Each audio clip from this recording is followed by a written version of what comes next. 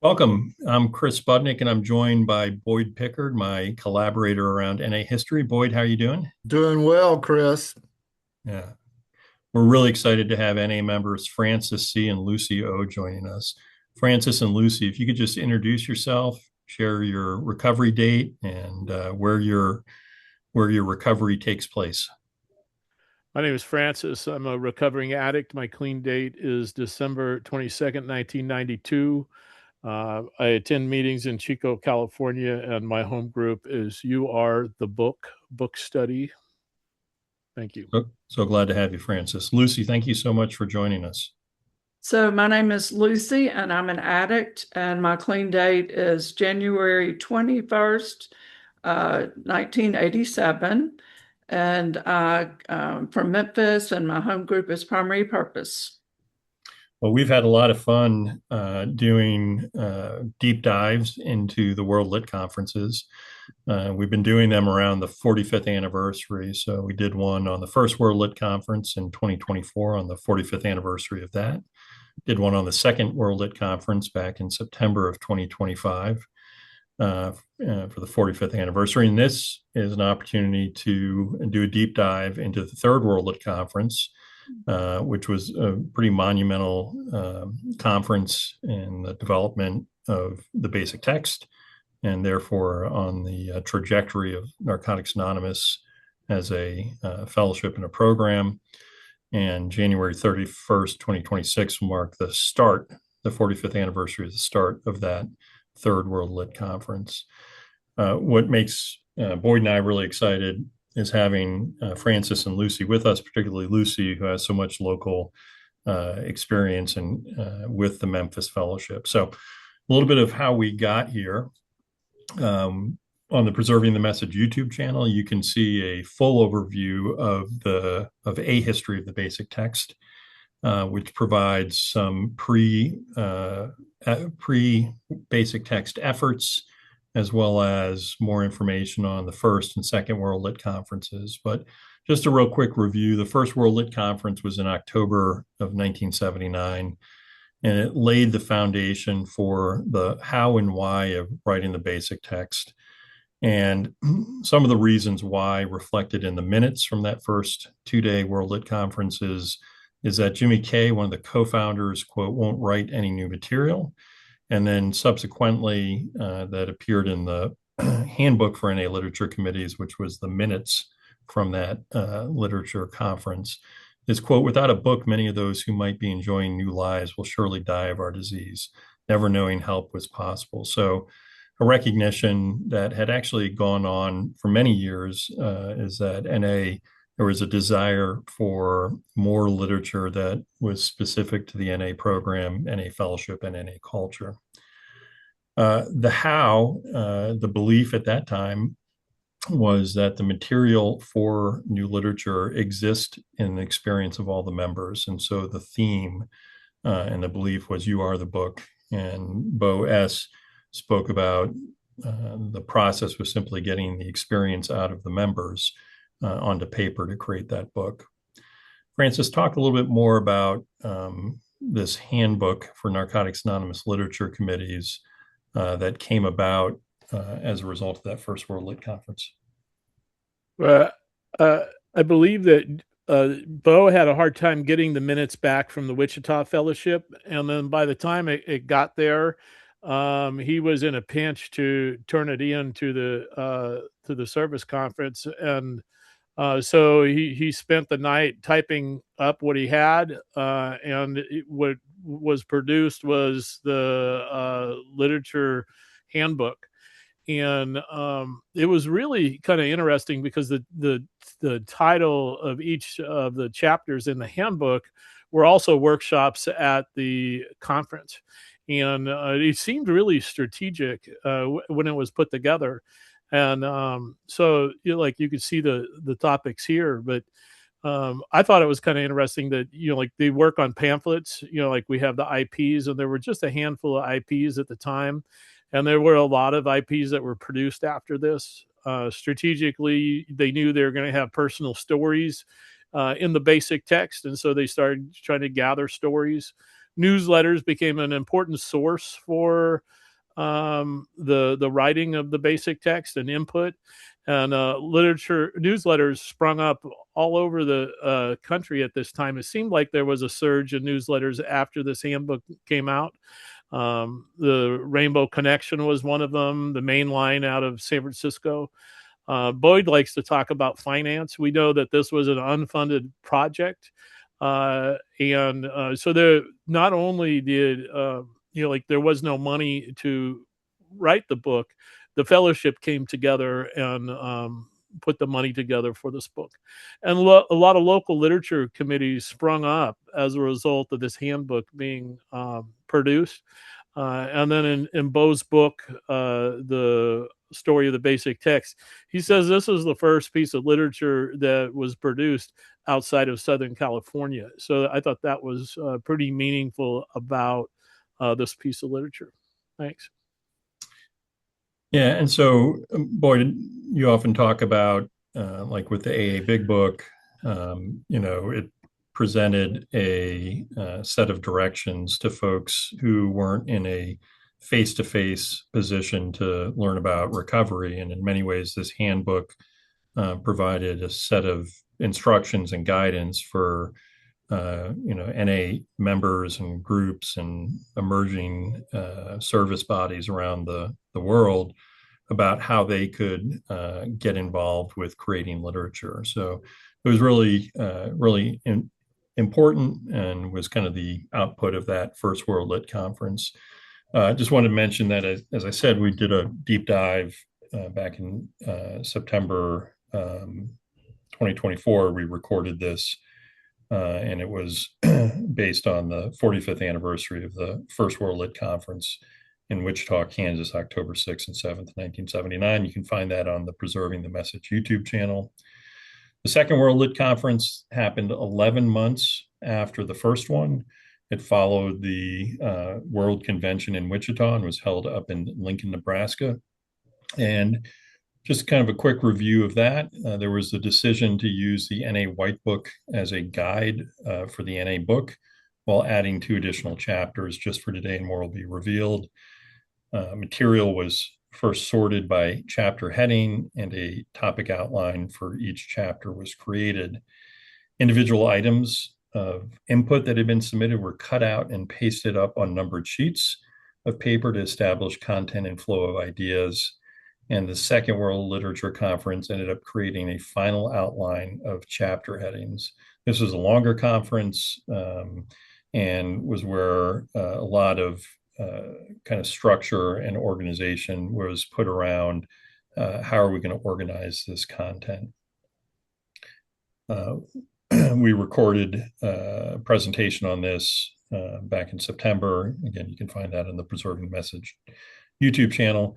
And then real interestingly, or with gratitude, Francis and Mason with the Living Clean podcast did a special recording with a number of members who were actually at that second World Lit Conference. And so you can go to the Living Clean podcast. The September 7th, 2025 episode features the voices and experiences of those who participated in that conference 45 years earlier.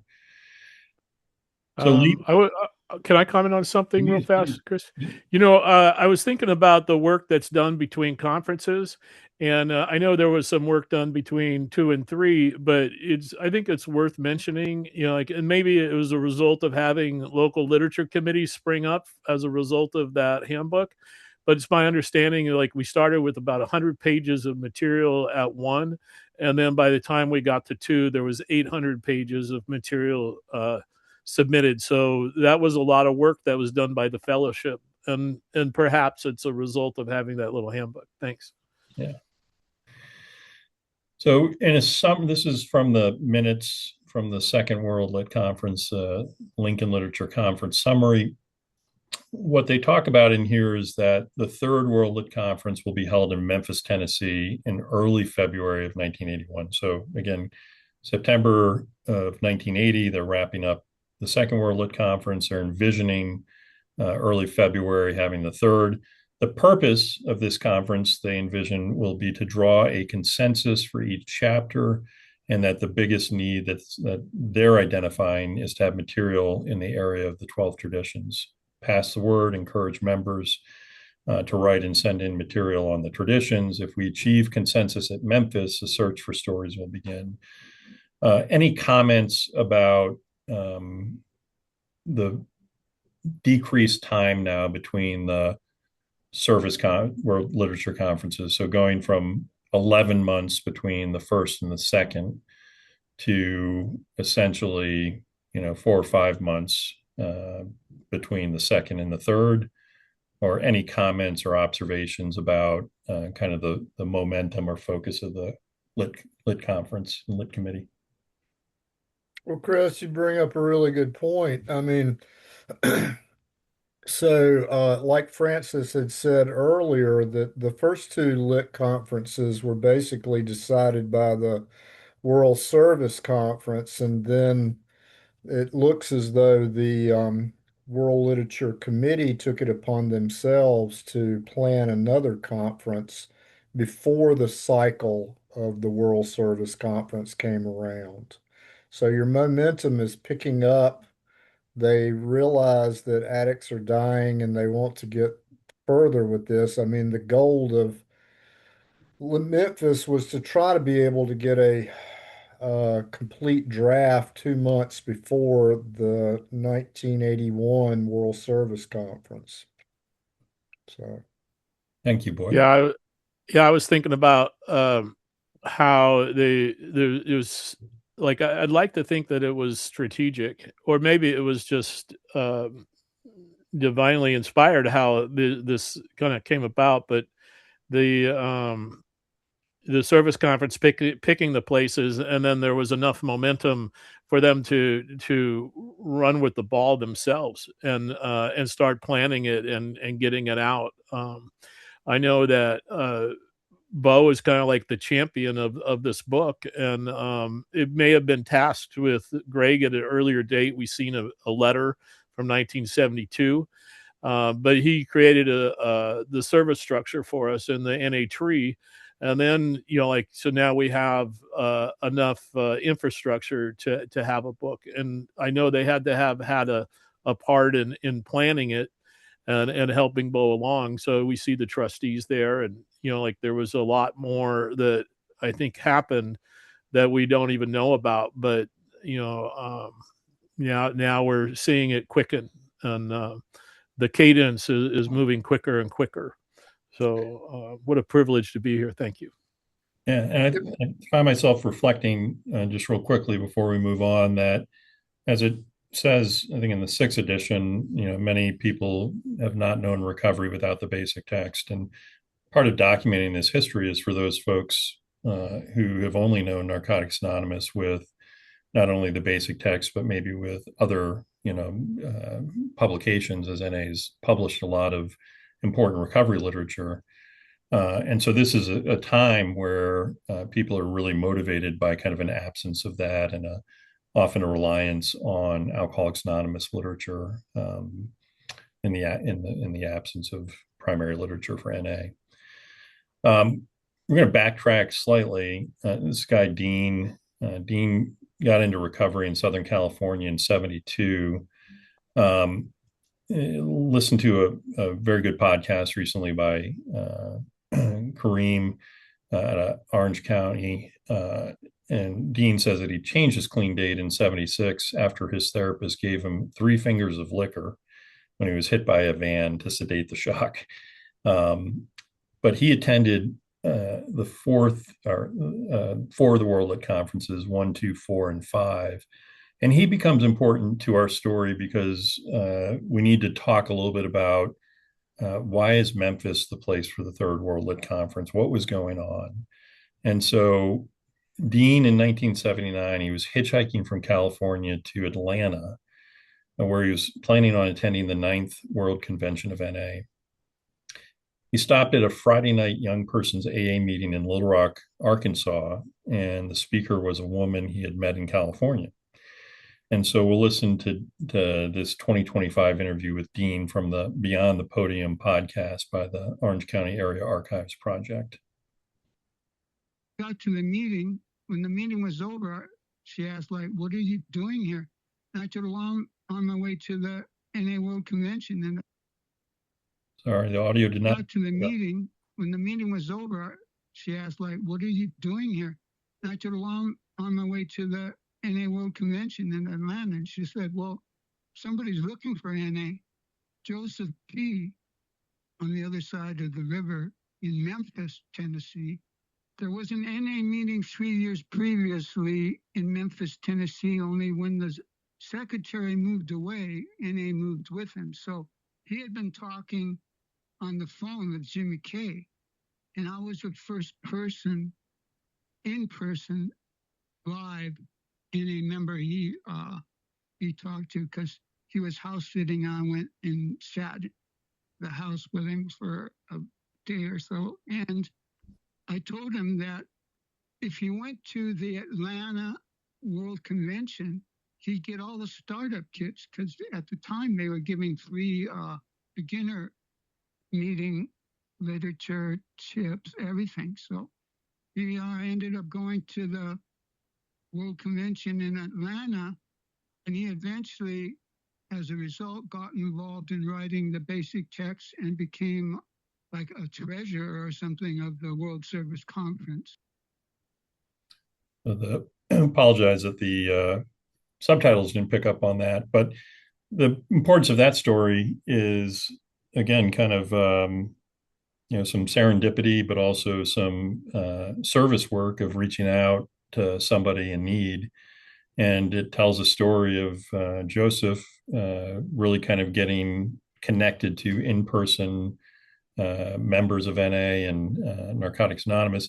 Lucy, could you introduce Joseph for us? And at this time that he's meeting Dean, he's probably in his first 90 days of recovery or so. So Joseph got clean in the summer of 1979, and he and Jolene both were at the Second World Literature Conference, and I think that's where the plans for the third conference just had started. And Jolene's story, Recovery is My Responsibility, was in the first through fifth editions of the basic text. So Joseph, of course, I mean, it's very instrumental in the basic text and in Memphis, because he got clean by calling Jimmy K. Found his number at the library and called Jimmy K. And that's how he got clean. And then it sounds like he met Dean and got to the World Convention. And anyway, he was very instrumental. So I think that's all I'll say now. Yeah. A couple interesting things to think about. One is just kind of the number of people known and unknown that Jimmy K took the time to speak to over the phone when folks were alone and trying to figure out how to get into recovery. And two, like what it might have meant for Memphis if Dean hadn't actually took that trip, hitchhiked, happened to meet a woman that he knew from California at a AA meeting in Little Rock, and and so forth. So Joseph attended the first 6 World Lit conferences. In 1982, the World Service Conference, Bob B had nominated him to be the chair. He ended up declining that, but was elected to serve as the treasurer of the World Service Conference. He passed in 2011, just shy of 32 years clean. Boyd, Joseph kind of holds a special place for you and I. Do you want to comment on that for a minute? Yeah, he really does, Chris. It's there's a member in NA who actually has 3 banker boxes of Joseph's archives, and so Chris and I were introduced to Joseph's archives, and we took the time. It took us quite a while, many hours and many months to actually scan all of Joseph's archives, to organize them, and to be able to put them in, really nice, neat, indexed uh, notebooks, and give them back to the NA member who holds on to them. But it was our first introduction into really doing a deep dive in what was behind the curtain, so to speak, of the service conferences. And it really did. It was back before Chris and I, learned about high-speed scanners, and we did it all on flatbed scanners. And it was a period of about 3 months. Uh, I think we thought we were going to do it in a weekend, and that was kind of like, ah, ha, ha. But Yeah. yeah, it was really kind of, it was a deep dive. It was, I mean, in Joseph's archives were the actual input for the basic text that was, you know, sent to the World Literature Committee, and it is actually the rough cut, if you will, of what went into the basic text. It was I don't know, it was very inspiring to be able to see it, Chris, to be honest with you.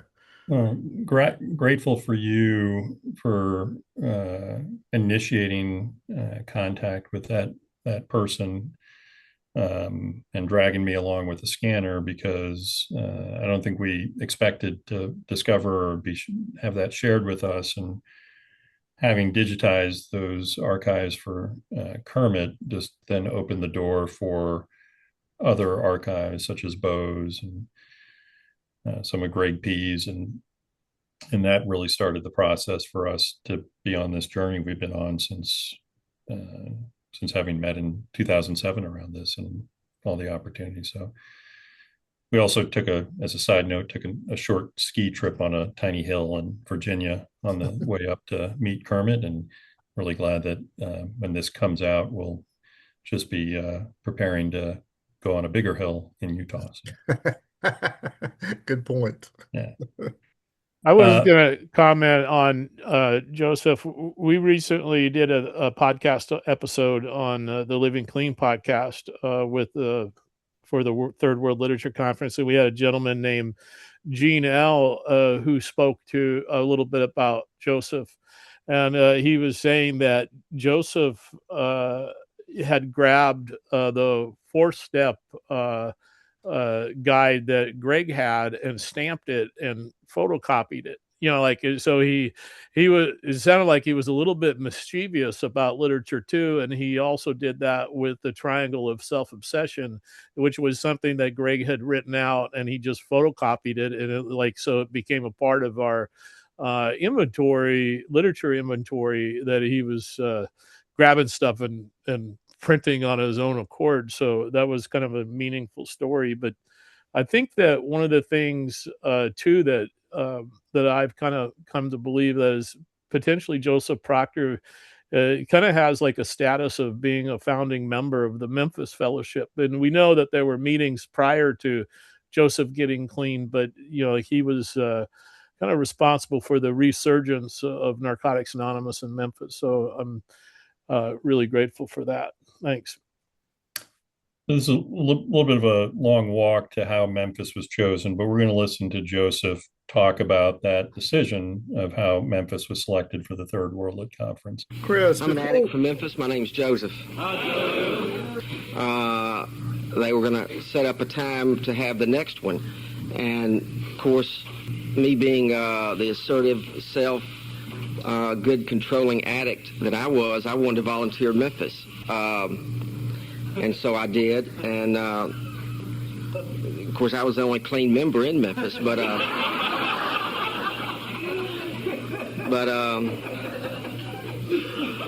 things worked out, and we had that literature conference that the Gray Book came out of.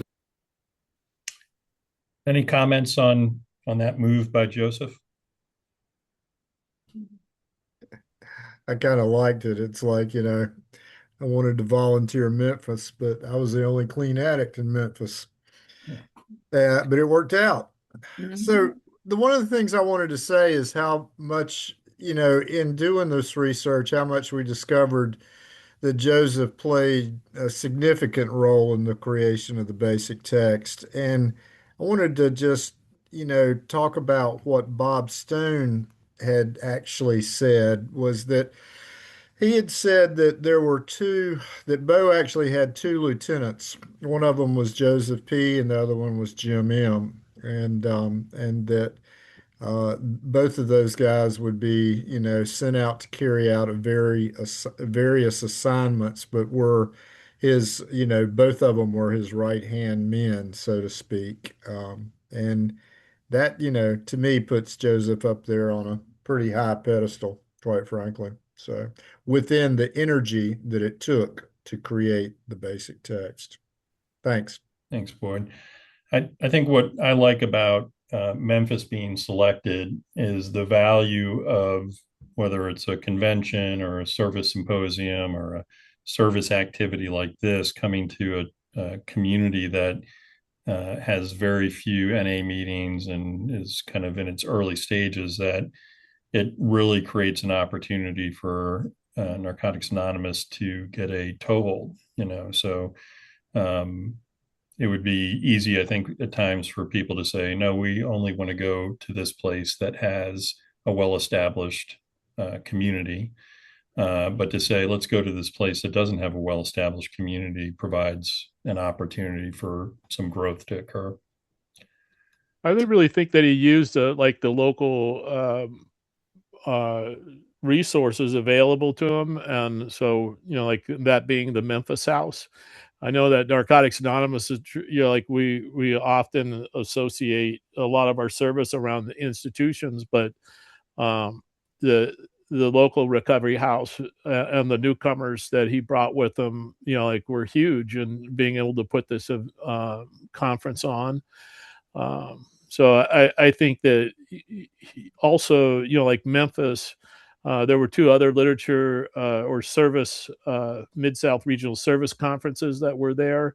It seemed that Memphis became a hub for printing, not only the Gray Book, but for the approval draft. And so I just think it's the birthplace of the basic text. And we just I can't be more grateful for the community of Memphis and what they did for Narcotics Anonymous. And so, yes, thank you, Memphis.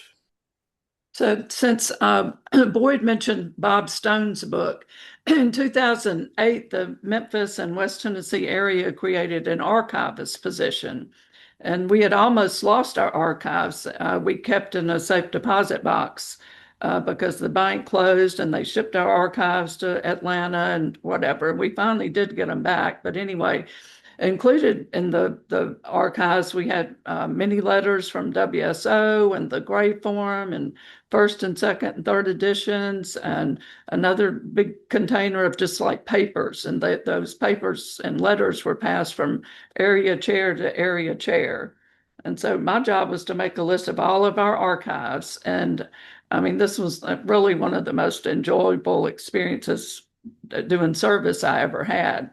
But at the same time, I was reading Bob Stone's book, My Years with NA, for the first time. And so as I was reading the book, mentioning about all the literature conferences and the history of the basic text. And I mean, I think Memphis was mentioned in the book like over 20 times. It's like I was just astounded, that Memphis really played such a big part in the history of NA. And like for the archives, Gene L. was our first archivist, and I think I've had 3 terms. I'm doing like my 3rd one now, and Terry B., who was involved in about the time of the literature conferences, she had a turn at it. But anyway, more and more folks in our area are enjoying learning about the NA history, and especially the part that Memphis and members from Memphis like Joseph played in it. And so anyway, I may say some more about Memphis House later, but anyway, that's yeah. We'll touch on Memphis House, but really appreciate you bringing up the archives, and the important work of preserving that history. We know by January 20th, the AA General Service Office is responding to a letter that Bo had sent to them on December 15th of 1980, and essentially just saying, send you warm wishes for a successful conference in Memphis. Another kind of interesting thing recently kind of discovered was correspondence with Hazelden. And one, Hazelden is writing to Bo on January 23rd, 1981. We received your newsletter highlighting your big book. So the newsletter, just the kind of fact that that was a primary means of communication, is kind of an interesting acknowledgement. Sounds like an interesting project, which will result in a much needed book. And then they get into questions about, do you intend to publish it yourselves, or are you looking for a publisher? If you are, we'd like to be considered. At the very least, we'd be interested in acting as your distributor, which kind of raises, those interesting questions around traditions and affiliation and so forth. Recently, and it sounds like this is stuff that Lucy, you may have already had come across, but Francis and I only recently saw this. This is a flyer that predates the flyer that we had usually referenced for the Third World Lit Conference. And so it indicates, that this is a conference that's going to be held on the January 31st through Sunday, February 8th. At Richardson Towers at Memphis State University in Memphis, Tennessee. And it talks about a proposed agenda. And the proposed program agenda for this conference is review editing of rough draft chapter material assembled by Lincoln Literature Conference, worked on by literature committees in 9 areas. So I'd mentioned that the Second World Lit Conference, they were creating the chapters and chapter headings, and cutting and pasting material. And now that information had gone out to lit committees in 9 areas for work. And so they want to do this. They want to have the material for review and consensus by the overall fellowship. They want to begin assembling and reviewing stories of NA recovery in detail and plan the Fourth World Lit Conference to be held in Los Angeles, California, which ends up occurring before the Fourth World Service Conference. Also, as a little special reminder on here, that World Literature Conferences have never before been held except within the last year in the history of Narcotics Anonymous, and are completely outside of any NA experience we've had in our recovery process. This miracle in progress needs your mental, physical, emotional, spiritual, and financial support. Action is essential as we continue to be trusted servants in loving service of our higher power. So it makes me wonder, if this was flyer came out, in September or October of 1980, since the first World Lit Conference had been October of 79. This is the flyer we're had been most accustomed to seeing, which, talks about the consensus in Memphis and the dates of the convention. The first World Lit Conference flyer, the theme is You Are the Book. And now by the third one, the theme is We Are the Book, or a theme of it. There's registration information, pre-registration if you'd like to register for a newcomer. So send an additional $12. You got Joseph P. and Kathy as the kind of co-chairs of the conference. The consensus in Memphis had 73 people attend. There may be some more. We draw upon minutes for kind of documentation of attendance. Not everybody ends up having their name on the minutes. But our best estimate is about 73 people, and about 37 of them, or just over 50%, were from Memphis.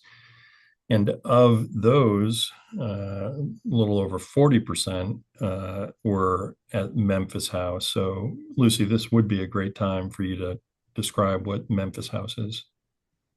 Let me open up this document. So anyway, so Joseph and Jolene both had a big connection to Memphis House. And past area minutes, Memphis House is all in there. Like it's just played such a big important part. We take H&I meetings there. But although we consider like 1979 as our beginning of NA in Memphis, I think Dean even mentioned this in the recording that you played earlier. Like Memphis had meetings in 1976 and in the 1978 World Directories. So Memphis House was founded in 1970 and merged with Highland House, where therapeutic community drop-in center and crisis intervention center was begun because of the rising drug use on the Highland Strip. So one of the first NA meetings in Memphis was held at Memphis House, and so Joseph has talked about in some of the things when he talked about the history of NA in Memphis, how he would like go when the meeting was at Memphis House, he would go around town and pick up people and bring them back to the meeting at Memphis House, and then he would go put some coffee on, and then he would get back out and go pick up some more members, and he would make like 2 or 3 trips around Memphis, picking up people that didn't have transportation and bring them back to the meeting. And so anyway, like Memphis House is still like we have H&I meetings there, and they ask NA speakers to come, and like they call me all the time because I know people all over the state, and they'll looking for contacts for their clients when they're about to go back home to their hometown, so that they'll have NA members to reach out to. Anyway, it's just been very instrumental in helping, I think, NA grow. Because when they get out of treatment, people go to the NA meetings. I think an interesting question for folks who were at Memphis House at the time and were these people just trying to initiate recovery is, how did being a part of this Third World Lit Conference impact your recovery? I have to imagine it made them feel connected to something bigger than themselves. Right. I noticed in one of the days of the minutes for the Third World Literature Conference, like they gave a shout out and thanked Memphis House for their support. So I thought that was pretty cool that they're mentioned in the minutes. We'll listen to audio. This is audio from the Third World Lit Conference. So this is audios from January 31st, 1981, day one, kind of setting the goals and tone of the conference. I guess ultimately the greatest thing that could come out of this 9-day conference would be a relatively complete and accurate final draft of the book Narcotics Anonymous. That's the ultimate. If the Spirit so moves, that will happen. If not, have a good fellowship and we'll progress along on the work. From that point on, for review 2 months prior to that conference, May 1st of this year. So a lot would have to be accomplished and working together, unity, to be able to accomplish that. That's the ultimate goal that we'll be striving forward, praying forward, meditating on. This is the last literature conference that we have audio recordings of, so we're really glad to be able to include some of these so folks can envision, and not just through pictures or words or minutes, but actually hearing the voices. So again, they mentioned the goals are to complete the final draft of the Narcotics Anonymous, quote, Big Book, and to submit literature to the World Service Conference in Sun Valley, California, 2 months prior to May 1st. This is to allow adequate time for review. It will take a Herculean effort to make this happen, and we'll get a sense of this as we go through these slides.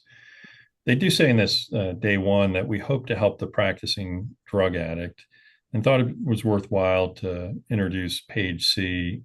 Paige served as the chair of the World Lit Committee from January 2nd, 1982 to May 28th, 1983. He ended up assuming responsibilities of the chair of the World Lit Committee during Roger's absence. He, at the conference in Memphis, shared his views and thoughts on the differences between the practicing addict, the suffering addict, and recovering addict. I want to play this clip of him talking about that in the context of the minutes, reflecting wanting to do more to help the practicing addict. There's the practicing addict. Like, I was practicing my addiction, and it didn't bother me. I enjoyed it, had fun. going to jail every now and then didn't bother me, and all that shit. And then I reached the stage of suffering, where the addiction was beating me, okay, and things were getting worse, and I couldn't do anything about it. And then once I found the program, I was recovering, and those were my 3 stages of addiction: practicing, suffering, and recovery. And it's very hard, I know, from my experience in service work, to try to get someone to come on the program who is a practicing addict.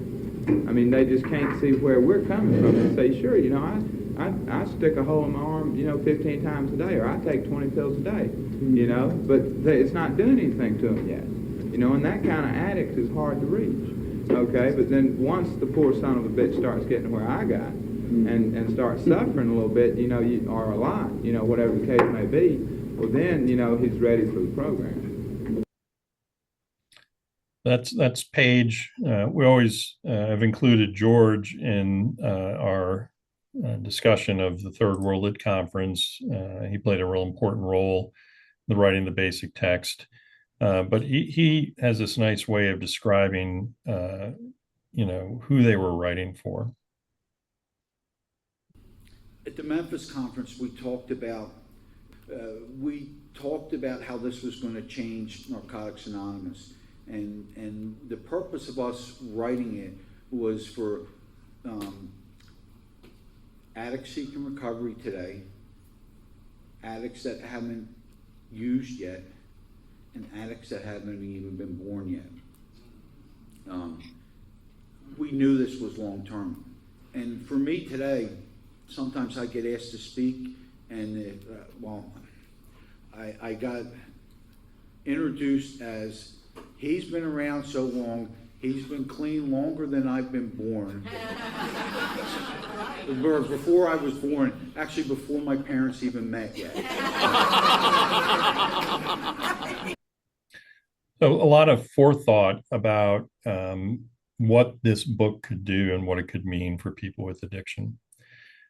On day 2 of the conference on February 1st, Molly P. turned the meeting over to Bo. And Bo asked members to call one person in their home area to accept long distance calls and to call home group every day to keep the home groups informed of how the conference is working and what is being accomplished.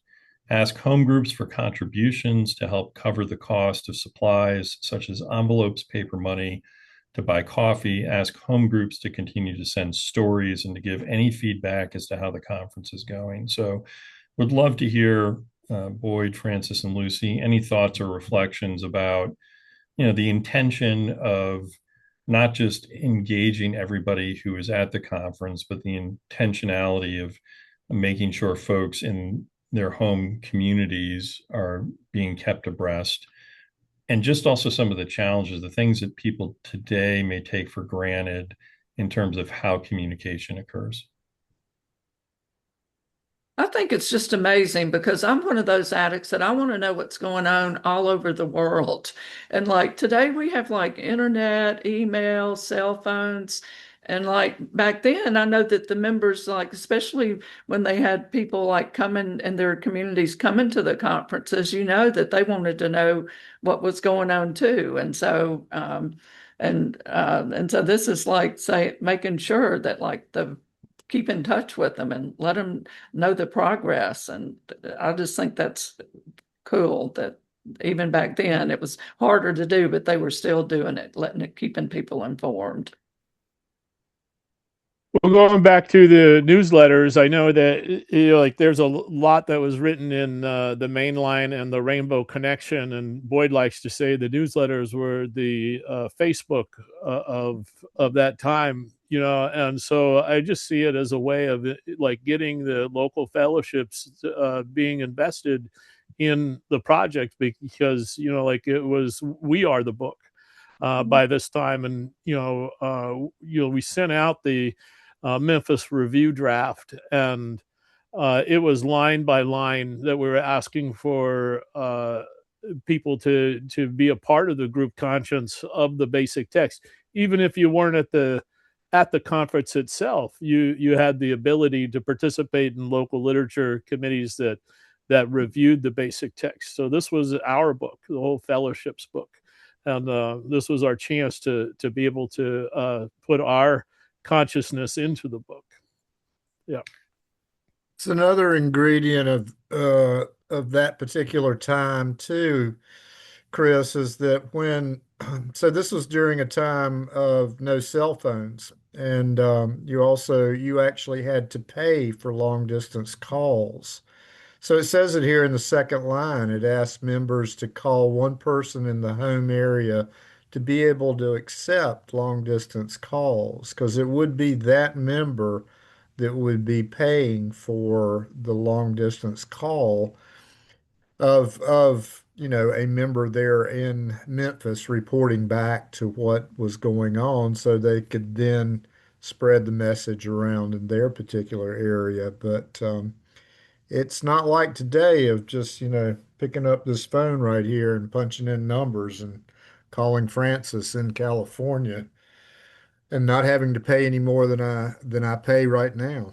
So Yeah, and it may be, you're at a building at Memphis State University, and maybe you're on what do they call those things? Payphones?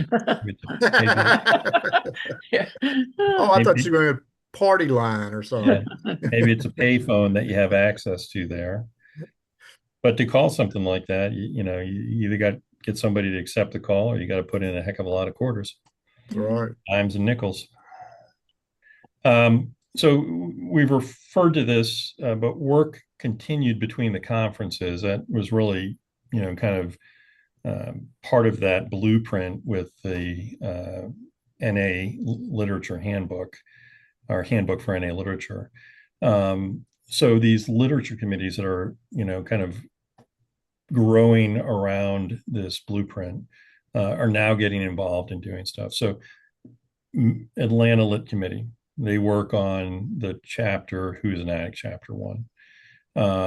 And we recently, Francis and I recently, it sounds like maybe Lucy had known this for a while, but Francis and I recently learned that there was a chapter 1 review copy that was sent out on January 21st, 1981.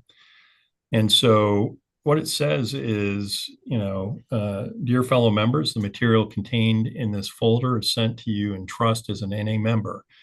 While we expect you to show it around, do not make copies or allow the material to be held by another person.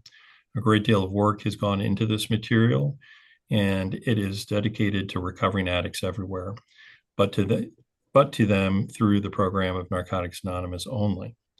The reason for our sending you this material is so you can let us know if it is consistent with NA as practiced in your area.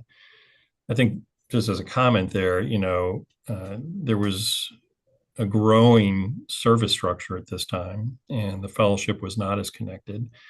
And so really trying to understand, what does NA look like in your communities or trying to accomplish here. We have a large fellowship, and the material to be contained in the book will have to serve the needs of members all over the world. Some words have different meanings in different areas. We expect most of the material contained in chapter 1 to be totally in accord with the usual practices in your area NA. But if it is not, please let us know. Right now, it can be easily changed. Just give us the word by completing the review form. More material will be sent out after the Memphis conference in a few weeks. If you don't let us hear from you, we will assume that you are pleased with the material in chapter 1 as is. For purposes of our review, however, we would appreciate a letter stating your feelings about the material in the chapter and any suggestions you have to offer within a few weeks of receiving your package. Please respond one way or the other. And so these outline topics, they talk about recognition, awareness the problem exists, severe problems in living, addicts still practicing, may or may not connect problems to drug usage, still much denial and recognition may be temporary. Self-diagnosis, connect unmade between drugs and problems, addict may continue to practice but may stop, self-diagnosis may be helped by attendance at Narcotics Anonymous meetings following recognition. Self-diagnosis does not necessarily lead to abstinence. So again, the chapter 1 is who's an addict. So it's kind of helping people identify, are they an addict? What is an addict from the perspective of Narcotics Anonymous? From the perspective of recovering drug addicts, looking back at our histories, a much clearer perspective than we had when we made initial self-diagnosis.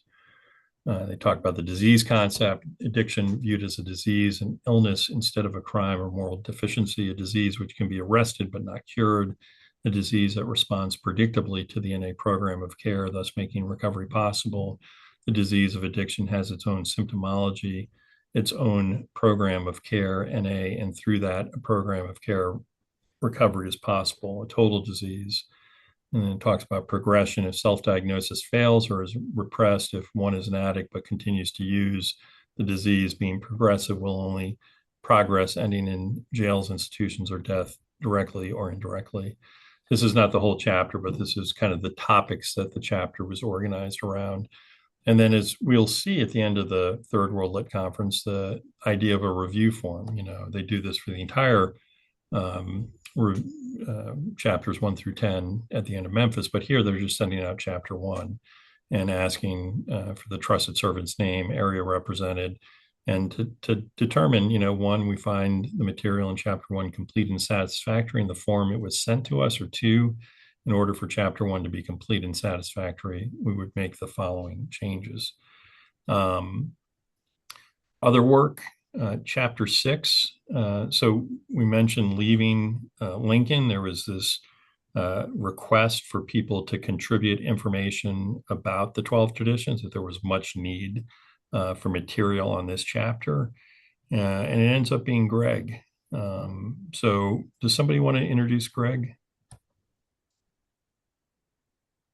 Yeah, I'll introduce him. So Greg P. was a member of the Board of Trustees. He co-wrote the NA Tree, which was the first service structure, along with Jimmy K. He wrote IP number 9, Living the Program. He also wrote IP number 12, The Triangle of Self-Obsession. And his story is in the basic text titled, I Was Different. Sadly, Greg passed away April 29th, 1999, with 28 years clean. There's a picture. Greg is now in Oregon, and he was unable to attend the Third World Lit Conference. And he had written the essays for chapter 6 on the 12 traditions, and they're trying to figure out, how do we get this material to Memphis so that it can be reviewed, approved, and made part of the draft. And we'll listen to Motorcycle Ed talk a little bit about how that occurred. Listen, one of the things that did happen in Memphis was, how long was the conversation phone call?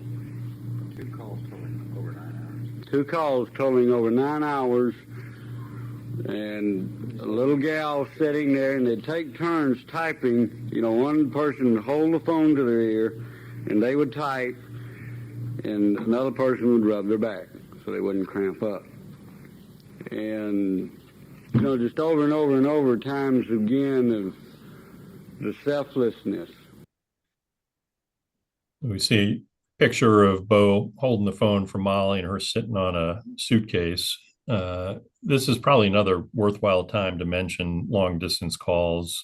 Boyd, what did you discover in talking to Greg's widow?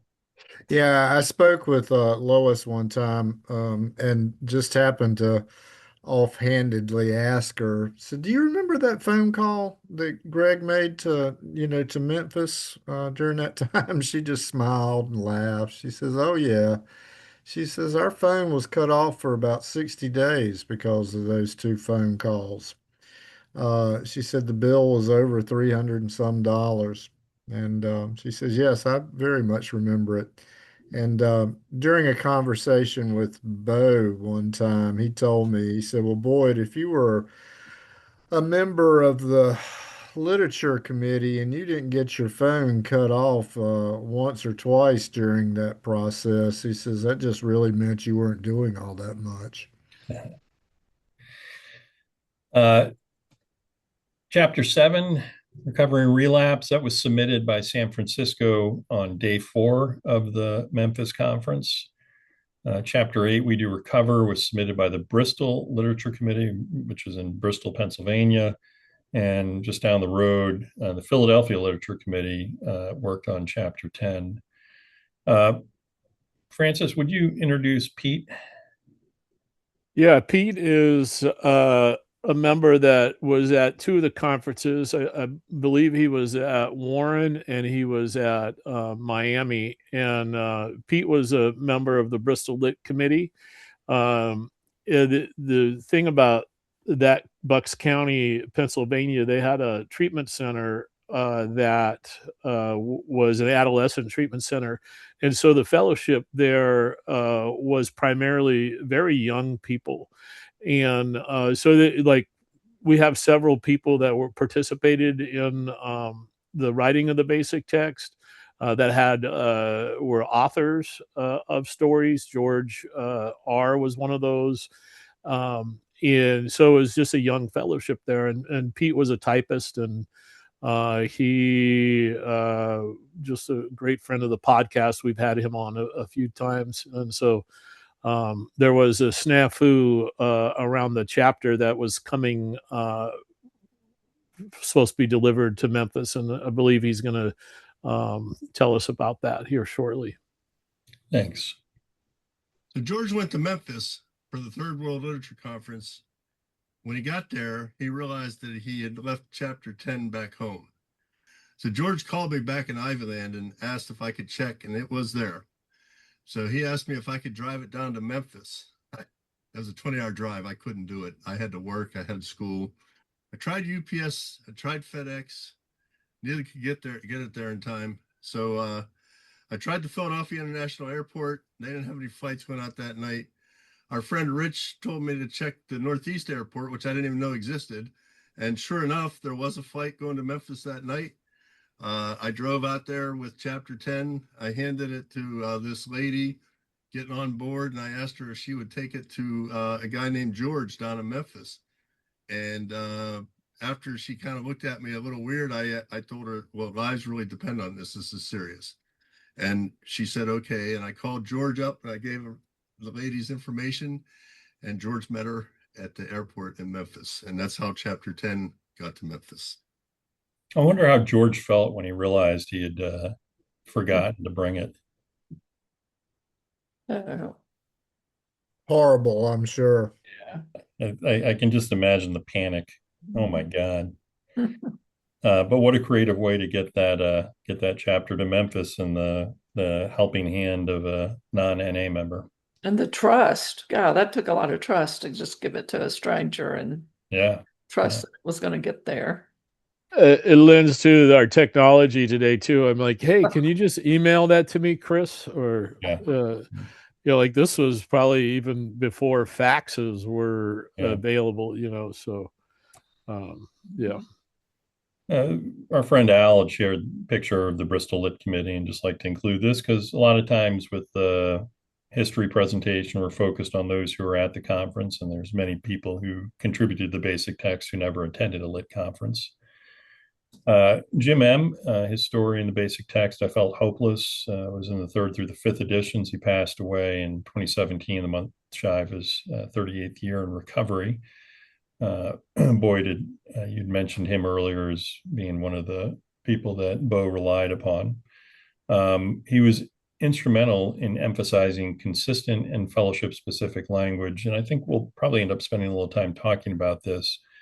But this is where NA culture shifts through language, and we'll listen to Jim at the Third World Lit Conference talk about something called a style sheet that he was involved with creating.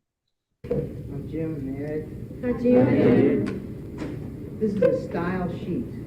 It doesn't mean anything. All it is what we're trying to do is use the same words when meaning the same thing all the way through. There was something came out in early literature conference work said use the word you mean. Just for example, I'll go through one example.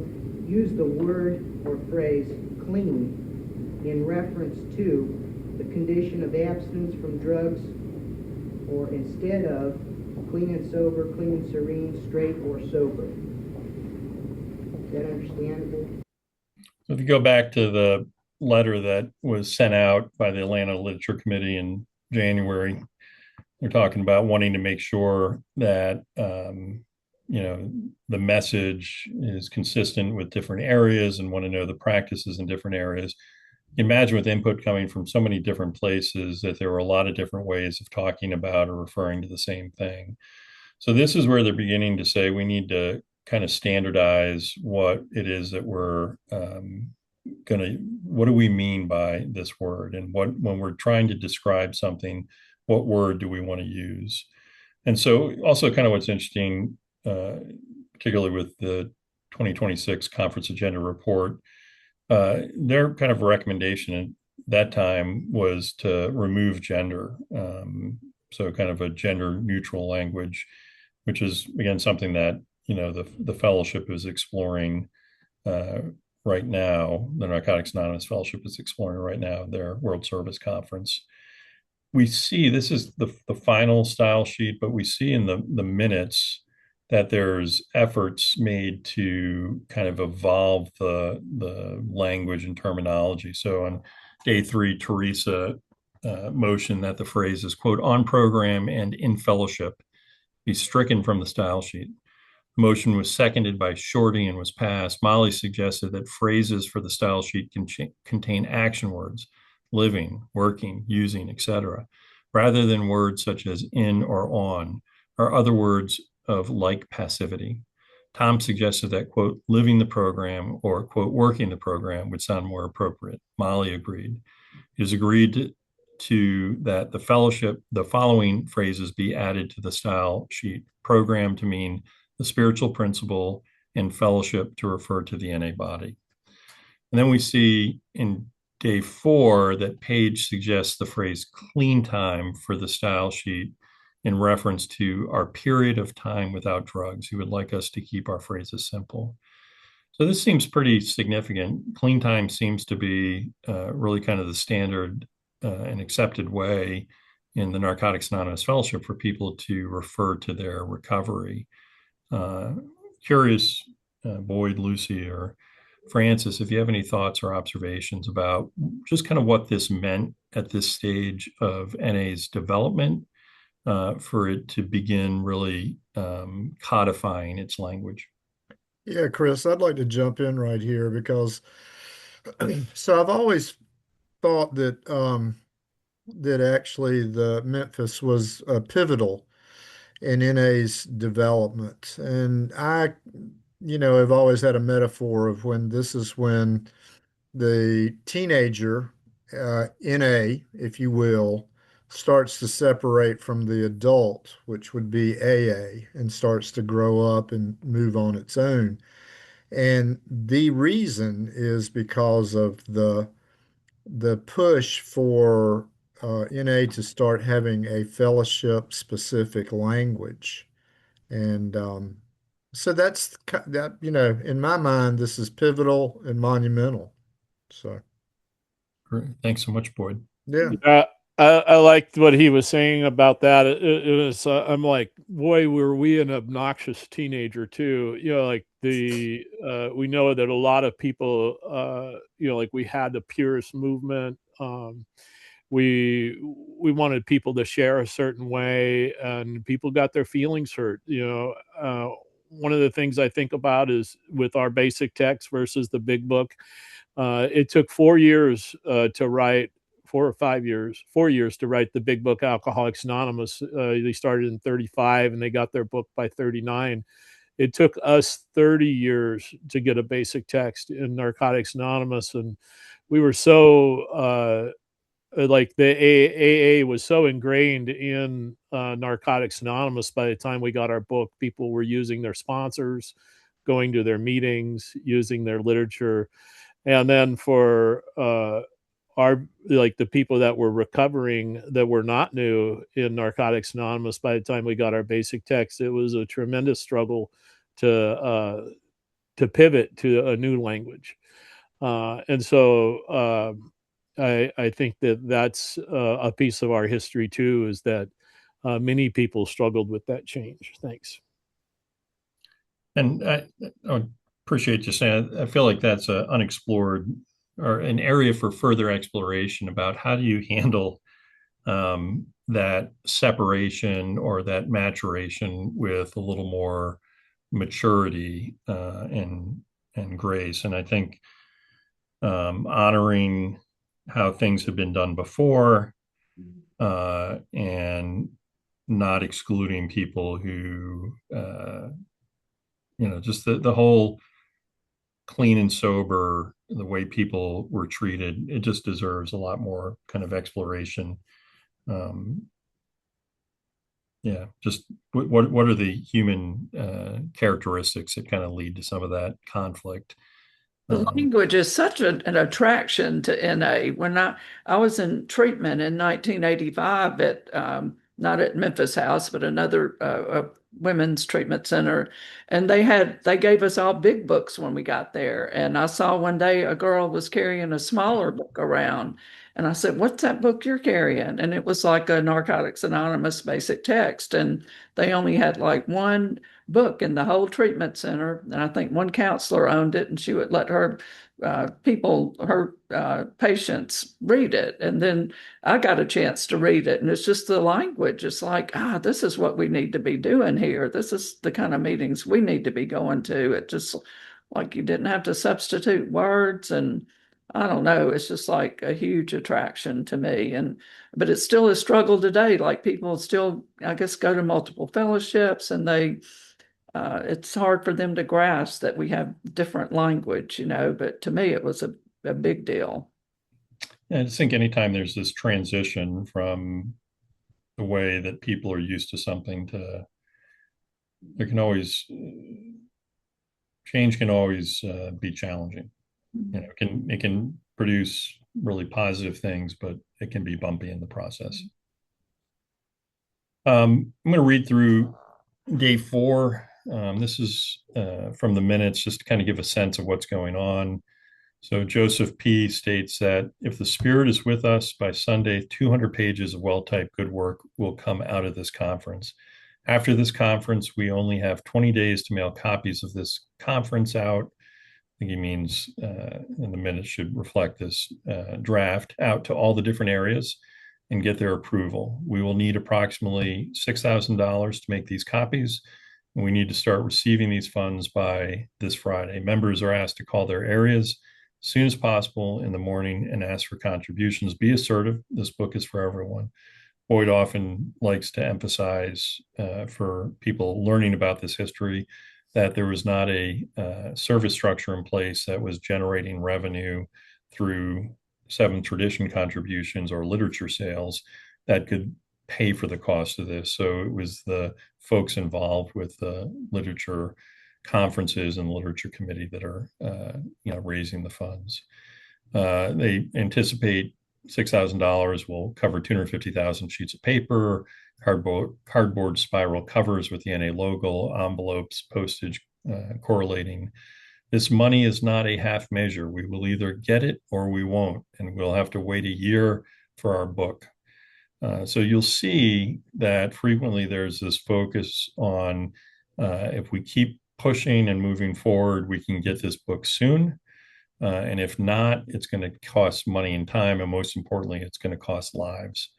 Linda states she sees no problem getting the money. Be assertive when we call our areas. Our goal is to send a review copy to every area of NA. Nolan asks about possibility of hustling articles such as paper, spirals, etc. Tom states the need to stick absolutely to the traditions of NA. We are too close to our goal to jeopardize the chance of a complete and improved big book. Best thing to do is to start an all-out effort to raise the money and keep ourselves unified. Together, we can do it. We need to keep a positive mental attitude and stick with it. Group conscience was really important. Joseph will talk a little bit about group conscience as he experienced it at the Third World Lit Conference. And at that conference, I think we really started to develop what, in our minds, or what was spiritually attuned to what we thought group conscience was, is writing in committee and writing in groups. And and letting everybody that wanted to be a part of, and not limiting anyone's participation for any reason. So really involving people. We're introducing Gina because she'll be part of this group conscience we're going to hear about. But Francis or Lucy, would you guys like to introduce who Gina is?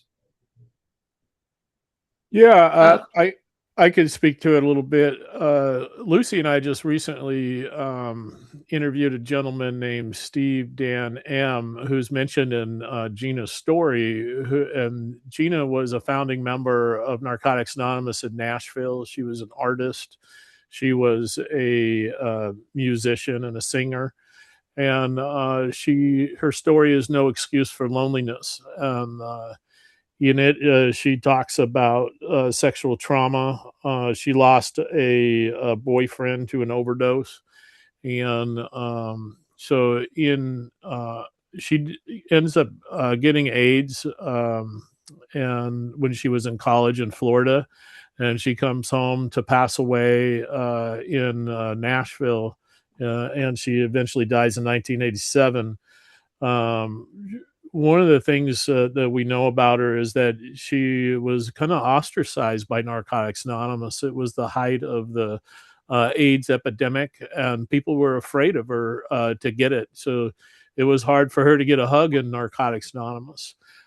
So it's a kind of a tragic Narcotics Anonymous story.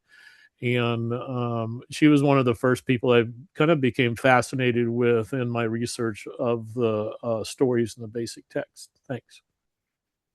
Thanks, Francis. I think one of the things Boyd and I have been motivated by, or one thing that's motivated Boyd and I to do this history, is kind of the recognition of what it's like for people today with a certain condition versus people in the past. And so thinking about people with addiction prior to Narcotics Anonymous paints a very different kind of prognosis and trajectory. And what it might be for somebody today with AIDS or an HIV diagnosis, as compared to somebody in those that first decade, being able to reflect on the differences in understanding treatment options, prognosis, and so forth. And so on one hand, she lived at a time where her addiction was able to, be addressed and recovery was possible for her, but she did not live at a time when there was the same kind of promise for somebody with HIV. Anyways, a little bit of a diversion, but we're including Gina here because she's going to talk about, this is a group conscience meeting at the Third World Lit Conference in 1981, where they're talking about a particular topic and how to address it. And the purpose of including this is to give the viewer an opportunity to envision what it would be like to be part of this type of discussion, and to reflect a little bit about, how do you resolve or address issues currently, whether, in a recovery setting or not, that involves other people, like how are decisions made? I'm Gina, and I'm definitely an addict. Okay, the way they handled a lot of this in the Big Book of Alcoholics Anonymous is by referring you to the appendix at the end and really expounding on the spiritual concepts and the fact that it's not any one particular kind of God. I think it would really help for us to have a short appendix, a short but very to the point appendix. Well, I know that there's some people here that are upset about this now, and I want to get a brief statement from everybody about this, and go around to everybody. Well, they may not. Let's hear from them in a very brief form, one in order, just all the way around, and no repeat until we get around, no discussion until we get around. Then we'll have a feel for what the group has to say, and then get into more detailed discussion. No, just a feel for it. So what I find interesting about that approach is Gina shares her perspective on a topic. Bo is asking for an opportunity to learn what the group thinks. And one member's asking, should we vote on this? And he's saying, no, we're not going to vote on this. We're going to hear from each person one at a time, and we're going to go around the room. So say what you need to say, but you're not going to jump back in. You're not going to say, oh, one other thing I just thought of. You're going to listen. So you each get your moment to, and so it's a way of including every voice, regardless of length of recovery or experience, kind of guarding against domination of one perspective or point of view, and a lot of listening. And through that of listening, that people should have a better idea of what the group conscience is. We see on day 6 of the minutes that Jimmy K had called to say that chapter 1 was enjoyable reading. He enthusiastically awaits the final review manual.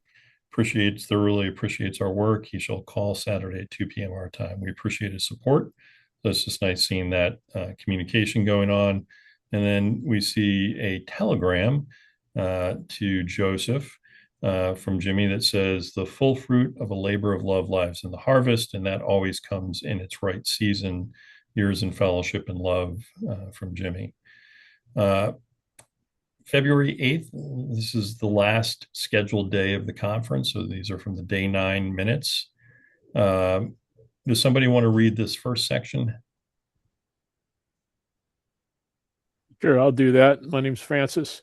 Third World Literature Conference, 9th day, 2/8/81, Memphis, Tennessee, 9:30 p.m. It's very late in the conference. We have about 15 diehards at work at this moment. Most of them out-of-towners have gone. Most of the out-of-towners have gone home to recuperate after a 9-day work fest. Jane B. just left to take a few of the worn-out weekend warriors home. Cindy M., Gene L., and Jeff B. have just left to get out about 20 hours of sleep in. Everyone is very tired. Some just like to push it past the limit. The review team has just walked in to say that Chapter 5 has been approved. It's the first moment that workshop consists of Bo S., Joseph P., Paige C., Jim M., and Terry C., and Richard D. To the present moment, all of the first 5 chapters have been approved. Chapter 1 was approved at 3:10 a.m. 2 was approved at 4:30 a.m. and 3 at 5:25 this morning. At that time, most folks went to bed for a short rest. People began coming back to work at 9 a.m. this morning. Boyd or Lucy, would one of you like to read this section? Yeah, I'll take it. No, go ahead, Boyd. Okay, Lucy, thanks. Chapter 4, the longest of any, was finally approved at 8:45 p.m. this evening. Thousands, an assumption, of hours were spent putting that chapter together.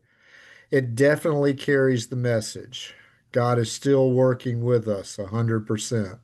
Apparently, our higher power also approves of what we are all doing. Credit for the work at this conference goes directly to God. We feel, though, that some of the folks definitely deserve an honorable mention. The people who chaired this conference, Joseph P. and Kathy T., have worked very efficiently and effectively in keeping this going. They did the work necessary to get this conference room and all the equipment that we have used while here. They truly have done a wonderful job. We are tremendously grateful. Joseph P. also doubled as the treasurer of the conference. Bo S. has done a superb job during the group conscious meetings and has done more than his share of work here and in the last 2 years as chairman of the WSC Literature Committee. We all thank him for a job well done and love him. Mindy M. and Stephen T. have also worked hard at keeping the minutes and handing out copies of them daily. Mike P. is still hard at work attempting to put together a tape of the highlights of this week. We've mentioned but a few of the hardworking folks that were part of this effort. We feel, though, that the credit goes to everyone who has been here at the last two literature conferences. Thanks also for the support of all the addicts who sent in letters. You want to go ahead, Lucy? I'll let you pick it up. Sure. The addicts who sent in letters, mailgrams, telegrams, and stories. Credit for this book cannot and never will be given to any one individual. Only God can be the one who deserves all the credit. We thank him daily. 11:30 p.m. Sunday. The 6th chapter of the Narcotics Anonymous book has just been approved and made ready for printing. The review team or workshop appears to be dwindling in number and has gone to sleep shifts to allow some of them to rest their minds for short periods. These folks just won't give up. We are positive the book will be ready for printing this week. The 9th day of the conference is over. Progress continues. Really nice reading that and getting a sense of what was going on at that time. Linda M. attended all 7 World Lit conferences, served as secretary and librarian. Her story, Pothead, appears in editions 2 through 5 of the basic text, and this is some of her reflections about Memphis. So I was always lightweight, went home by midnight kind of thing. But I stayed up for like 40, 41, 42 hours during this time frame because there was this urgency where we realized that every hour that went by, an addict was out there dying with nothing, absolutely nothing. And so there was this urgency. We got to get it done. We got to get it done. So it turns out there was more to be done. Just recently, back in November of 2025, that Francis and I were shown copies of minutes from day 10. And we knew this conference was supposed to go until the 8th. And so actually this may have been February 9th. The conference actually continued with 13 members reviewing and approving chapters 7, 8, and 10. So this is February 9th, not February 10th. So on February 9th, that Monday, they're continuing to work to get stuff done. This is from Rainbow Connection, and it's a summary of the banquet of the Third World Lit Conference. And it's, again, reading this primary document provides a nice insight into what was going on and what the thoughts and feelings were. So the Third World Lit Conference held a banquet in Richardson Towers on the campus of Memphis State University on Saturday, the 7th of February. So this is, I guess, on the 8th day of the conference. Dinner was served shortly before 7 in the evening and was delicious. We had waited the entire week to eat this meal together. Most likely, it was the first filling meal any of us had had the entire conference. About 70 people were here to eat Southern fried chicken, country steak, greens, and mashed spuds. We all thank Nolan W. for his part in setting up this meal. After the meal, we had impromptu speaking on the progress and hopes of the members of NA. Jim N. led, asking members representing various areas of the country to speak. The message everyone carried was that of being positive, that we are all successes today and will continue to strive for progress in NA. Wayne L. was the first to be called on. He pledged $500 for his region. Mindy M. of Sioux City pledged $250 for her area. Tom L. of St. Louis stood and told a poem and finally pledged a sum of $500 for his region. George from Georgia pledged $800 for his area. Gina was happy to pledge $15 from Nashville, which she said she might have to steal to be able to send it in. Some people will go to any lengths. Many other areas were represented by members who also gave some awesome speeches. Nolan stood and made a speech for the out-of-towners of their gratitude to the people of Memphis and presented a plaque to all of us. Joe P. and Kathy T. received the plaque for Memphis NA, and we were very choked up by the whole ordeal.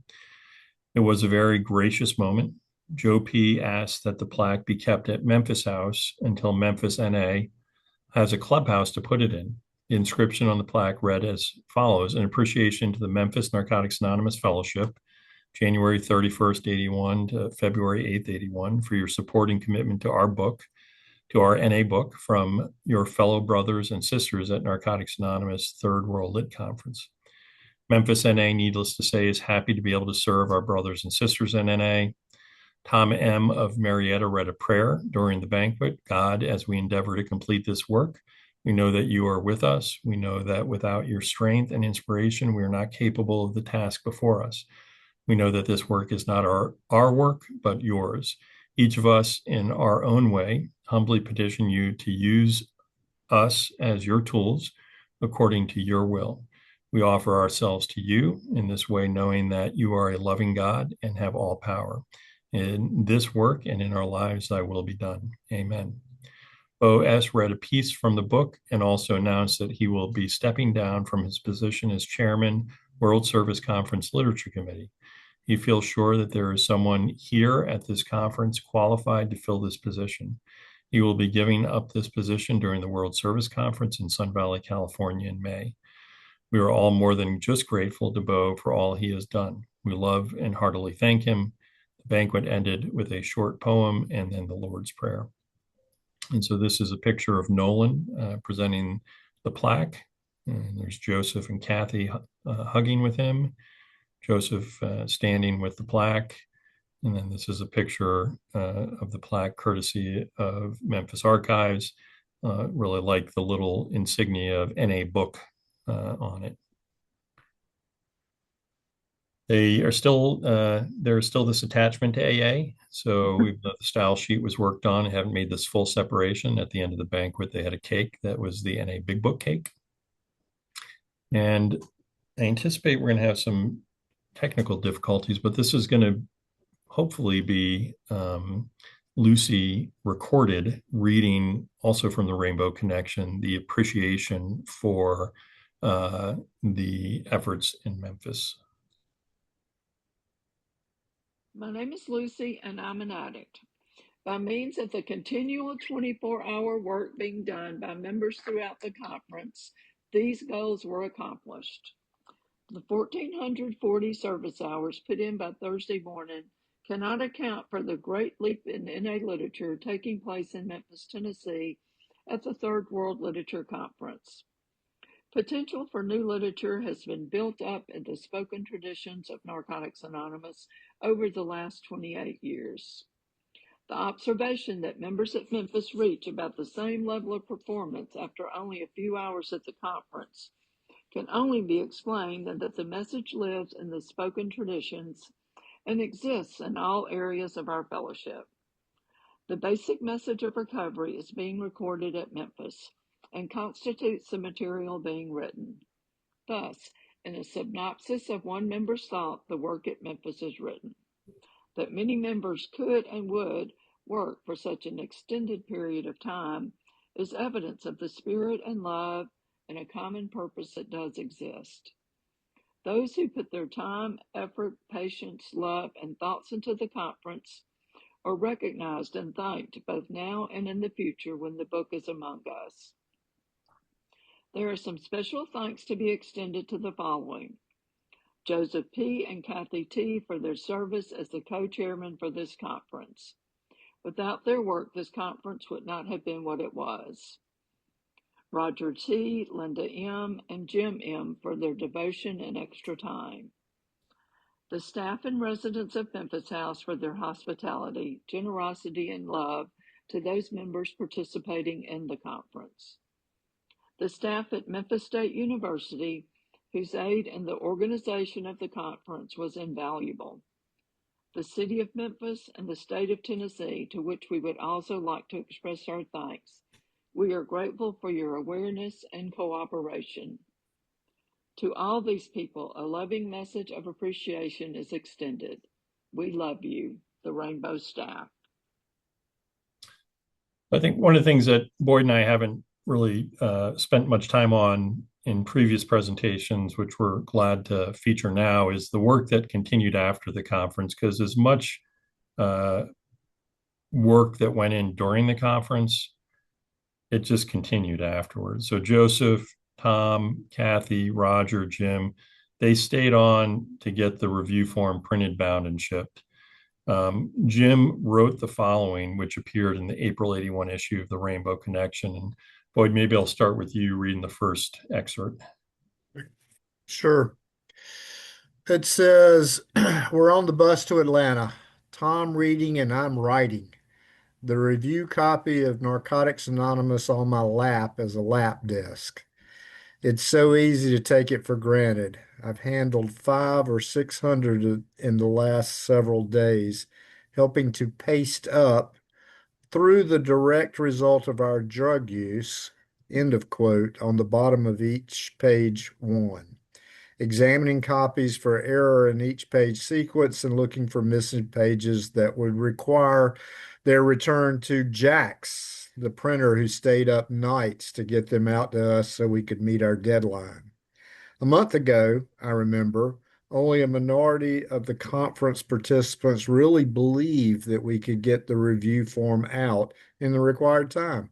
I was skeptical, but have learned a new faith. I've a new definition of me based in service expressed through dedicated literature work. Francis, why don't you pick it up? Kenny, Tom, Roger, Kathy, and Joseph met my plane. There didn't seem to be too much to do the first few days. I was frustrated. I had worked to put away my business concerns to get here. The printer didn't have the copies ready, so Joseph and I we went to check on Federal Express shipping. It was offered free.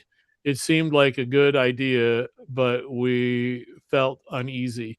We decided to give them a plaque with a silver dollar, and the 6th and 7th tradition went on it. They canceled the next day, and we decided to only ship some that way, and worried about cost, time, concerns, and about traditions. Many phone calls made to Bo in Atlanta and to Greg in Oregon. The printer finally started to deliver 3 days after my arrival. Many blemished books must be returned. We shipped out about 150 the first night. The first 12 books off the press were numbered. Joe's mom began nudging the printer, and we received another load the next morning. We started getting regular deliveries of books and began the task of checking each book, correcting the paste up, and packaging. Roger began organizing the mailing list. We came up with about 525 to 600 valid addresses. I can't read that bottom line. So it's saying came up with about 525 to 600 valid addresses of real groups. I figure this is about 60 to 7% of groups in existence. Lucy, you want to take the rest?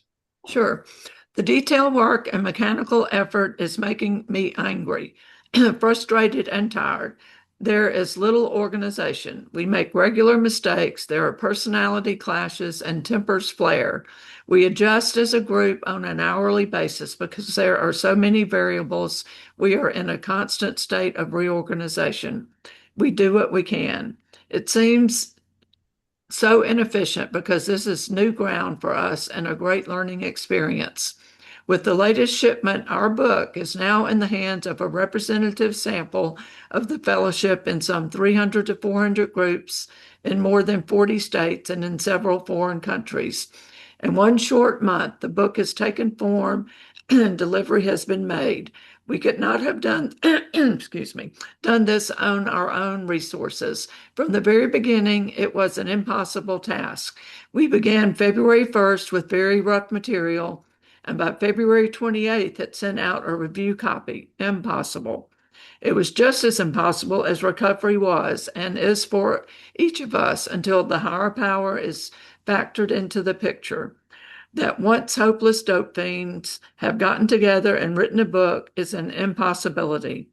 That the review copy is out in time for fellowship-wide review is more impossible. That our manuscript with some editing is a publishable whole is highly impossible, if not inconceivable, at least to many. But it is true, real and alive. Thank you, God. So I really like this, that he wrote this, documented it, and reflected on the, like just the wear and tear of the effort, like it wasn't all just harmony and, peace but anger and frustration and tired and things like that, but kind of this commitment to doing something that felt impossible. These are some photos of the Gray Review Form. Just as a side note, do you guys spell it with an E or an A? Gray or gray? I'll be interested if you have any thoughts on that. I have wrestled to find how that is spelled. I've been trying to say Memphis Review Draft to avoid that. So this is what comes out, and it says for review only, unpublished literary works, not for distribution. And as kind of indicated, each page, every line on the page is numbered. So this is line 2. And at the end, there's this review form, and we've got this prayer that we saw referenced earlier. And this review input form that we saw with the chapter 1, trusted servant's name, area representative. We find this material complete and satisfactory, or in order that our book be complete and satisfactory, recommend the following changes, and it lists page, line, number, and comments. Gene L was at Memphis House when the Third World Lit Conference was held, and as we mentioned, Joseph had gotten folks involved. We'll listen to Gene talk about shipping the Gray Review Forms. That's when we were sending out the Gray copies around the world, and what we were doing is we had gotten the phone book, which was basically just this list of addresses of people or groups or whatever. They called it the NA directory. And we were trying to we would call people, and then we would put a Gray copy in an envelope and mail it to them. And then we put them in all these envelopes and sack them up and carry them to the post office, to the bulk mail center, which was pretty much the cheapest way to get it from A to B. Gene's a good example of somebody, kind of introduced to Narcotics Anonymous through the Third World Lit Conference, and, his life has been, changed by that. This is the air freight slip of the first Gray Review Form going to Jimmy. And this is the note that accompanied Jimmy, your personal copy, and the first off the press for the archives.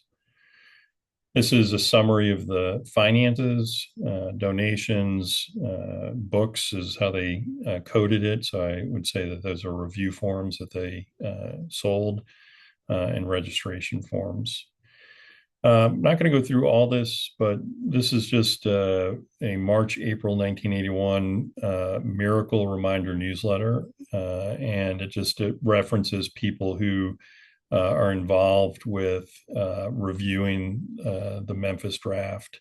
And so they had 2 mini conferences, March 28th and 29th, and April 4th and 5th, where they worked on this.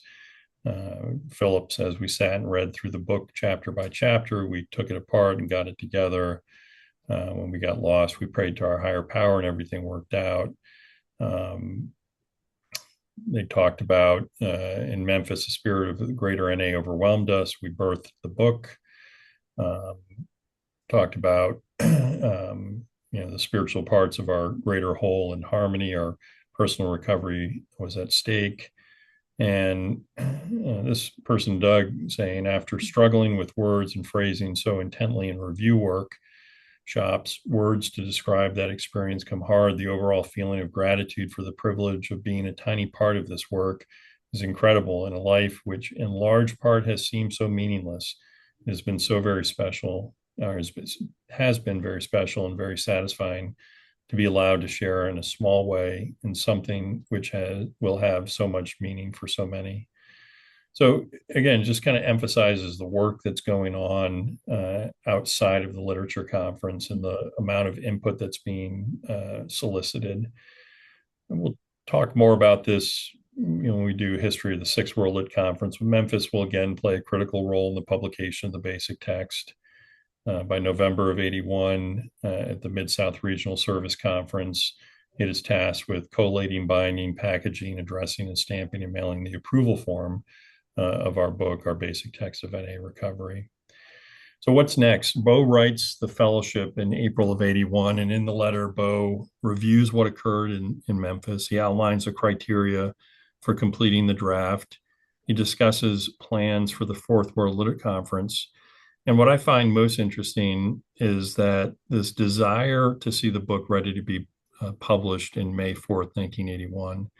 And we know it'll take until '82 for it to actually get approved and '83 for it actually to get published. So kind of 2 years after when he hoped it would be ready to be published is when the book actually gets published. So criteria for completion, obviously we feel that the material in the first 10 chapters developed at Memphis is very good.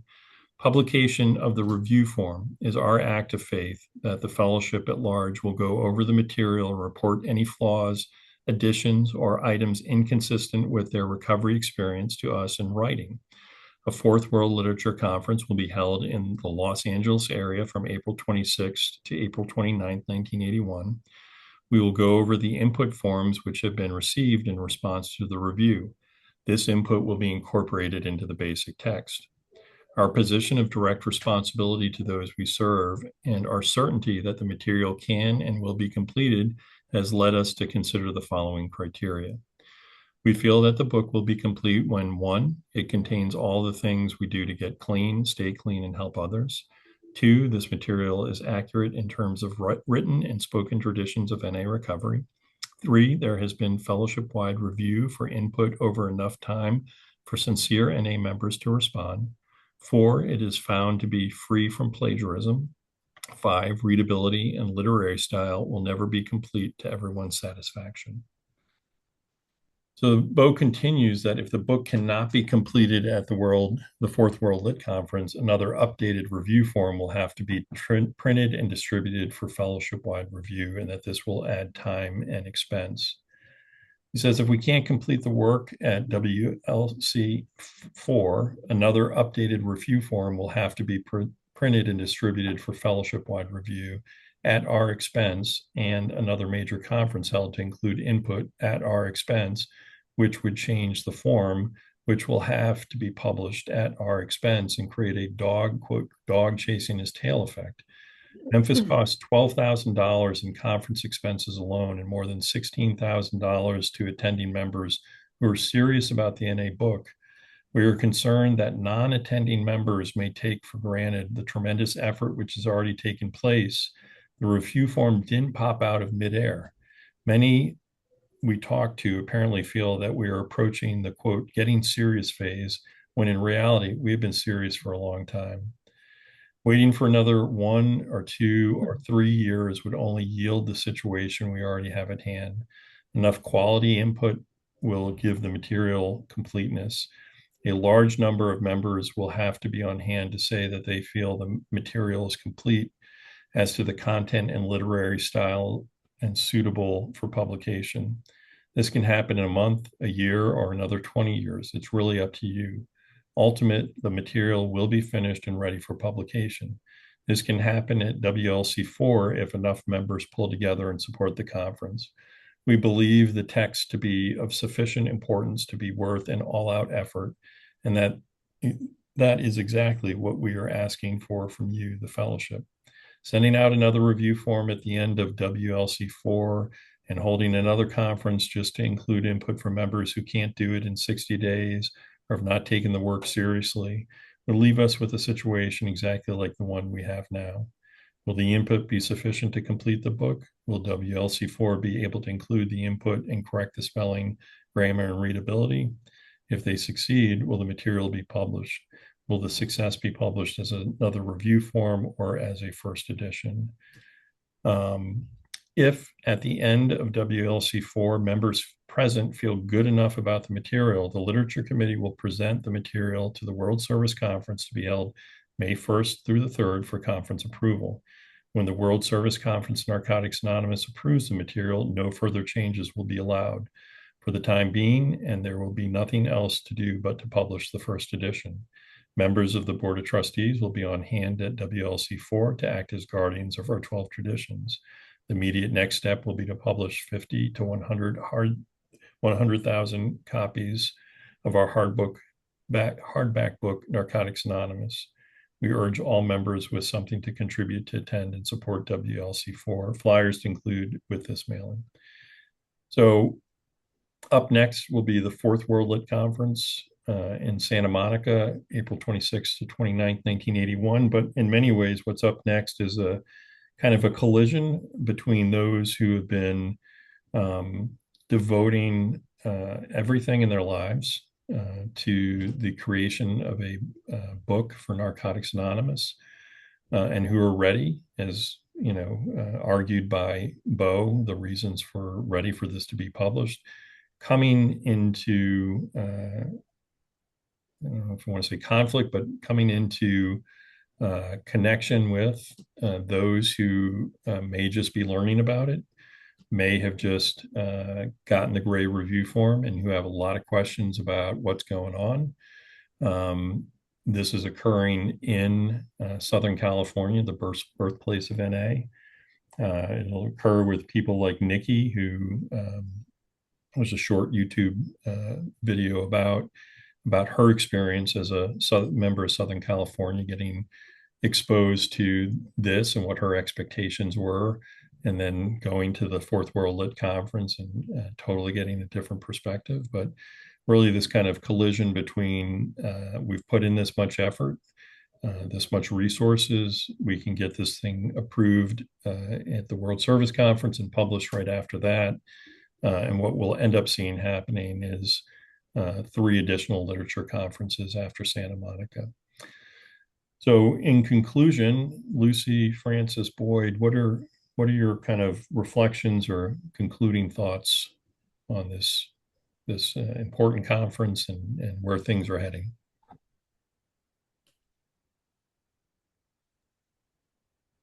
Well, I mean, I'm just love Memphis since I'm from Memphis. I mean, I love the big part that Memphis played in this, and the people from Memphis and Tennessee, because I mean, Gina was from Tennessee, and Jolene and Joseph and Jean and just all the ones. And I mean, the kind of the sad thing is there's not many left that were from Memphis that were at the conference. I mean, actually, I think Jean may be the only one that was actually at the conference who's still in Memphis. And the fellowship's gotten older, everybody was young back then. But and I love that, that you guys are doing the history, and I love the part that I've played in the archives here to keep preserve, what's happened over the years with NA. And I don't know, I love the basic text. It's the best book ever. So I guess that's all I've got to say. Thanks so much, Lucy. So glad to have you here. What a privilege it is to be able to go down this journey with you, starting in the pandemic by interviewing people that were at the conferences. And I remember when we interviewed Gene, and we happened to be interviewing him on January 31st, and he said, "This is the anniversary of the conference," and it gave me goosebumps. And so I'm from Northern California, and I've found out a lot about the Northern California history and how it's contributed to the literature movement, not even knowing that we did contribute. And it being conceived in Northern California at the San Francisco World Convention in 1977 when Bo came out here. But Memphis, Memphis is where it was born. Like the birthplace of the basic text with the Memphis Review draft, and it being so important. Which also led me into kind of working with Mason on some episodes and the Mid-South Regional Service Conference that we call the Lost Conferences, and where they mailed out the approval drafts on Thanksgiving weekend, which turns into the Volunteer Regional Convention. And so I think it's kind of like the climax of the movement, like where the book was birthed, like through a lot of labor, like it was a long conference, and a lot of work was put into it, and by just a fledgling recovery community, and we hear over and over about newcomers contributing. Linda M. being in her first 30 days when she got involved with the conference, but like the people in treatment in Memphis House. And I just think about, like, I know Jimmy was the one that said the newcomer is the most important person, but I really feel like it was like a MVP effort of newer members, younger members, that participated in getting our book done. And maybe it had to do with complacency with our members that had clean time, like that were okay with recovering with a little white book and some pamphlets. But it was like the newer members knew that we needed a book, and they put an effort in to getting it. So, man, Memphis, I can't even tell you. Thank you. Thanks, Francis. Boyd? Yeah, excuse me. So being a person who's like studied this, and I think the term has been, I'm a documentarian, which is that I actually look at the documents and speculate and make a hypothesis from that.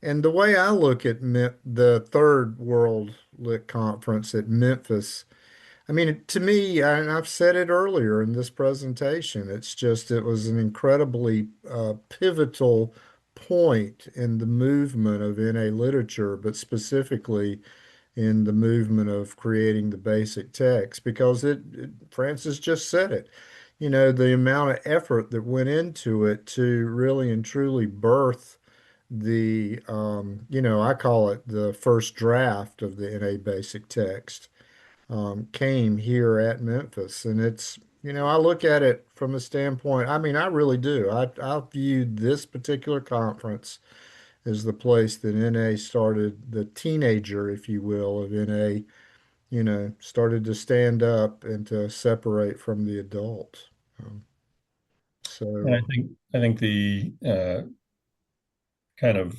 concluding comments around all this is that the publication of the basic text then coincides with and contributes to just tremendous growth of Narcotics Anonymous. And so back to what George was saying in terms of who they were writing for at the time, and their belief that this is a book that could be held by an addict anywhere in the world. So I want to thank you guys so very much for your time and your generosity in recording this history, and thank everyone for joining us. Thank you, Chris. Thank you.